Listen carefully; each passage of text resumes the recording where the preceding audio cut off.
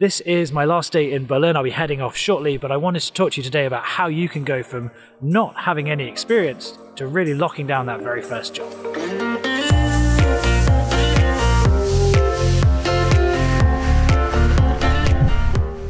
Welcome back to Career Ending Opportunities. My name is Simon Knapp, and every week here on the channel we look for ways to change career and find personal and financial fulfillment in everything we do. You see, as with most things in life, it's all down to perception. You say you don't have any experience, but is that really true? My first tip for you is to know exactly what your strengths and weaknesses are. There's a great way to do that is simply to ask your friends and family what they would know you for, what they think of when they think of you. Hopefully it'll be positive, and it takes a little bit of honesty with yourself to identify what you're really good at and what could possibly do with some more work. However, once you've identified these strengths and weaknesses, it puts you in a much better position to lock down that first job. Let me tell you why. So here's the thing to remember. That new job that you want, the only thing your next employer wants from you is for you to be able to solve a problem that they have. It doesn't matter what company it is, the employees solve problems. I'm a pilot, I solve the problem that you need to get an aircraft from A to B to make sure you can make money.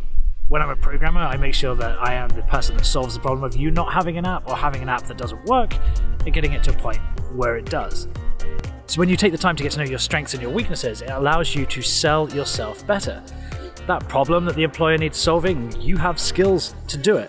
One of those common, if yet really annoying questions that you get at an interview is, what skills can you bring to the role? What can you do that our existing workforce can't?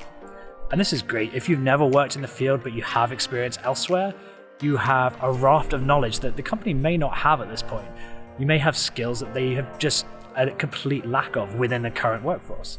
So spend some time, once you've worked out your strengths and weaknesses, spend some time working out how you can reframe those weaknesses and how you can redefine what you have done in the past to make it more suitable for the employer that you want. For example, if I was applying for a managerial position, I would reframe the fact that I've been captain to say that I am able to manage teams in stressful situations. Now, for a company that perhaps works with time-critical deadlines, you can reframe the I've been a captain when we've had X problem as I know how to prioritize tasks, meet deadlines, and make sure that we're focusing on the most important job at the right time. Because companies need diversity. Not only do they need diversity in gender, race, religion, every background really, they also need diversity in ideas. And if you worked in a different industry, you'll have ideas that this company may not have thought of before. So the key is whatever field you're trying to get into, identify the skills you have and reframe your lack of experience as having experience in slightly different areas, slightly different directions to that will be used in this next role. And the last idea when it comes to getting a job without having any experience is, and this is controversial, work for free. Now, I am a programmer. That is my goal, is to become a full-time programmer. Have I worked on projects for free? Sure. Have I worked on my own projects knowing they'll make no money? Yeah, definitely. But helping out friends and family, maybe you're a photographer and you have a family event that you can photograph and build out a portfolio. Maybe you're a web designer and your uncle has a small business that could do with a new website.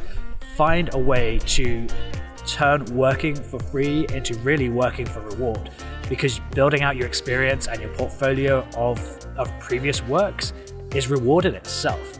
But I should stress, I don't really believe in working for commercial operations for exposure and so that you can get name recognition. Obviously, if Apple came to me tomorrow and said, would you mind working for free to build a small app that will go on the front page of the App Store and will interview you, I would probably do it. But make sure it's worthwhile for you. Work for free, i.e. work without taking revenue, but make sure you're getting something out of it. Otherwise, it becomes something that is a chore. That's effectively what it becomes. When you're not getting something out of it, you're just going through the motions, it loses the attraction straight away. So I have to fly back to Beijing. That bloody bird. So I have to fly back to Beijing tonight. It's going to be 10 hours through the night on my second long-haul flight ever. Thank you for joining me this week. If you're not subscribed yet, please consider doing so. Thumbs up for the video would be appreciated. And if you are subscribed, there's always the notification bell to consider.